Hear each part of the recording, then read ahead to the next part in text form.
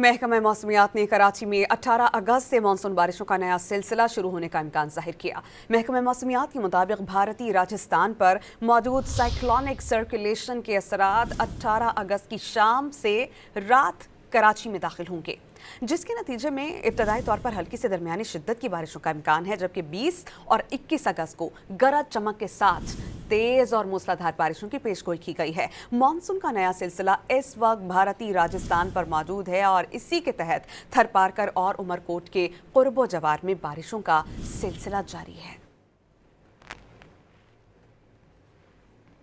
महकमा मौसमियात ने कराची में 18 अगस्त से मानसून बारिशों का नया सिलसिला शुरू होने का इम्कान जाहिर किया। महकमा मौसमियात के मुताबिक भारतीय राजस्थान पर मौजूद साइक्लोनिक सर्कुलेशन के असरात 18 अगस्त की शाम से रात कराची में दाखिल होंगे, जिसके नतीजे में इब्तदाई तौर पर हल्की से दरमियानी शिद्दत की बारिशों का इम्कान है, जबकि 20 और 21 अगस्त को गरज चमक के साथ तेज और मूसलाधार बारिशों की पेशगोई की गई है। मानसून का नया सिलसिला इस वक्त भारतीय राजस्थान पर मौजूद है और इसी के तहत थरपारकर और उमरकोट के कुर्बो जवार में बारिशों का सिलसिला जारी है।